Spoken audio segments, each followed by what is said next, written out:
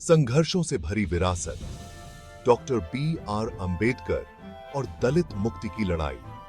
Doctor Bhimrao Ramji Ambedkar भारतीय इतिहास में एक महान हस्ती हैं।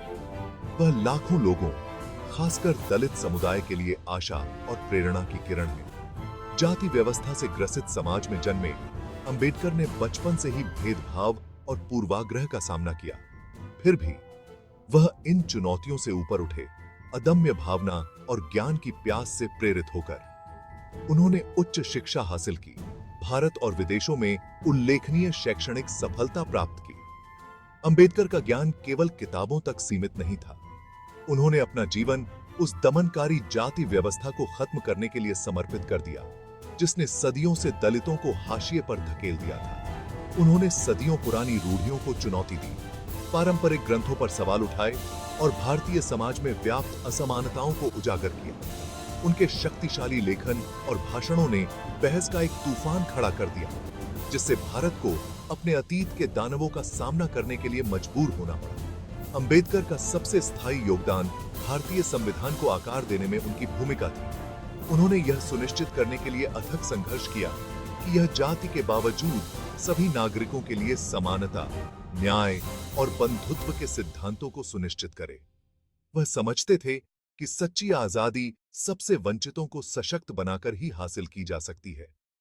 एक न्यायपूर्ण और न्याय संगत भारत के लिए उनका दृष्टिकोण आज भी राष्ट्र का मार्गदर्शन करता है। उनका जीवन और कार्य शिक्षा की शक्ति, लचीलापन और सामाजिक न्याय के प्रति अटूट प्रतिबद्धता का प्रमाण है।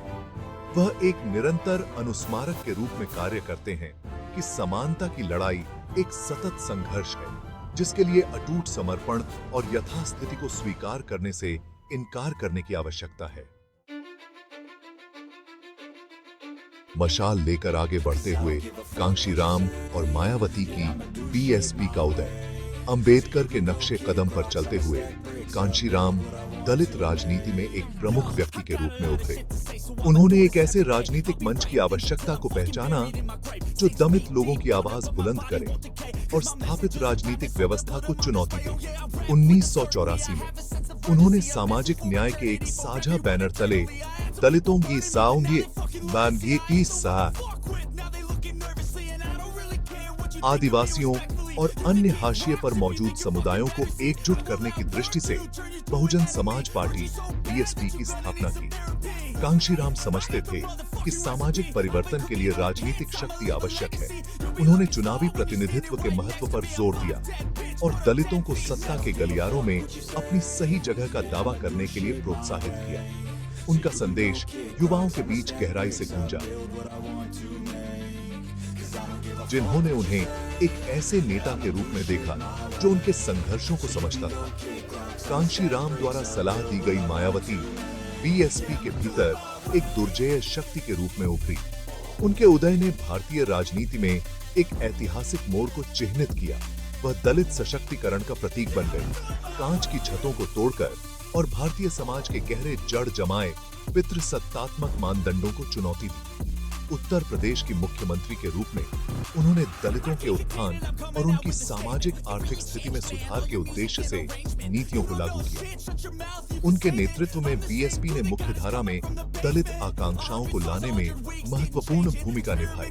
इसने दलित आवाजों के लिए एक मंच प्रदान किया और अन्य राजनीतिक दलों को हाशिए पर मौजूद लोगों की चिंताओं को स्वीकार करने के लिए मजबूर किया। बीएसपी की सफलता ने दलितों में बढ़ती राजनीतिक चेतना और अपने नियति को आकार देने के उनके दृढ़ संकल्प को प्रदर्शित किया। ये थी एक नई पीढ़ी का उदय, चंद्रशेखर आजाद और भीम आर्मी का उदय। रावण के नाम से मशहूर चंद्रशेखर आजाद और भीम आर्मी का उदय दलित मुखरता में एक नए अध्याय का संकेत देता है। पेशे से वकील, आजाद जाति आधारित अत्याचारों के खिलाफ अपनी सक्रियता के माध्यम से प्रमुखता से उभरे। उन्होंने अपने उग्र भाषणों और अन्याय के खिलाफ अडिग रुख से युवा दलितों, खासकर उत्तर भारत में को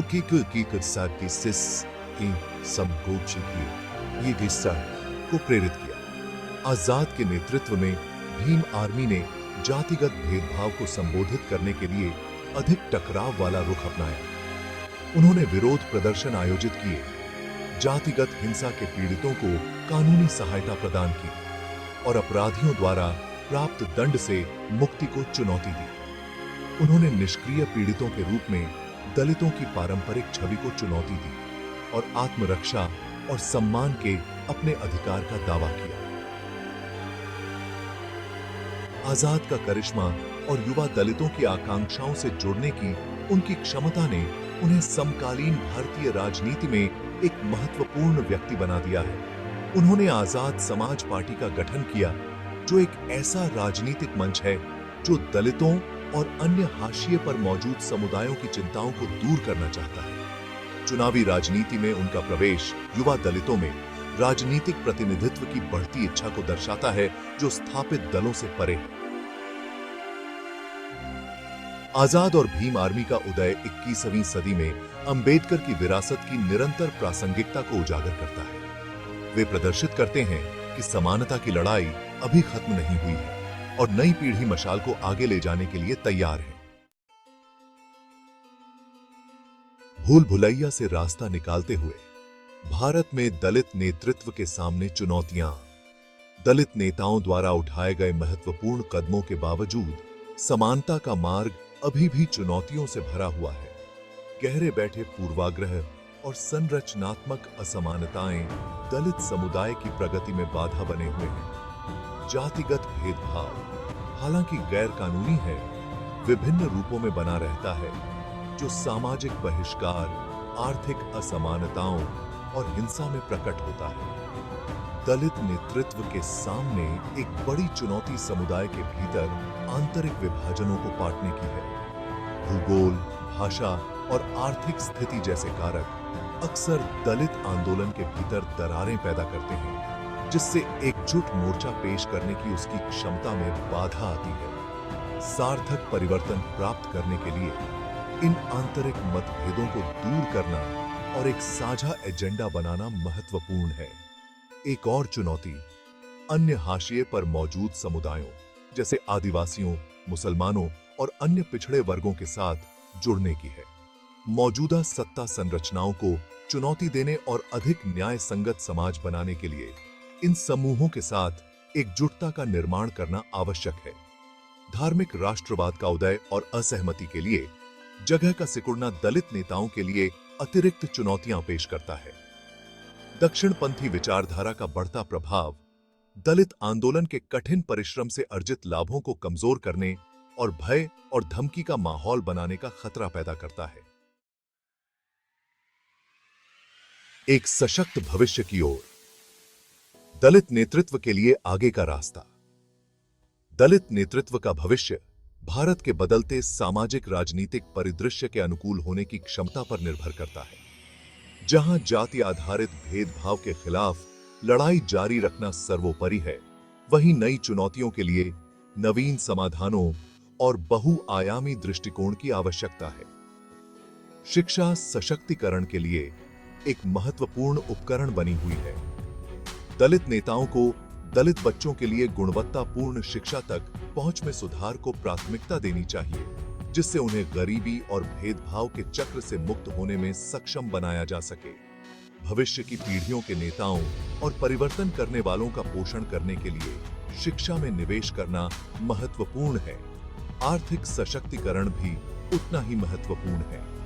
दलित उद्यमिता को प्रोत्साहित किया जाना चाहिए और उन नीतियों के माध्यम से समर्थन किया जाना चाहिए जो वित्तीय समावेशन को बढ़ावा देती हैं और पूंजी तक पहुंच प्रदान करती हैं। सच्ची समानता प्राप्त करने के लिए दलितों और अन्य समुदायों के बीच आर्थिक खाई को पाटना महत्वपूर्ण है।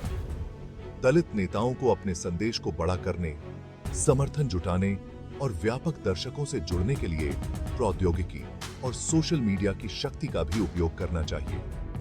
डिजिटल प्लेटफॉर्म का प्रभावी ढंग से उपयोग करने से गलत सूचनाओं का मुकाबला करने, प्रमुख कहानियों को चुनौती देने और भौगोलिक सीमाओं के पार एकजुटता बनाने में मदद मिल सकती है।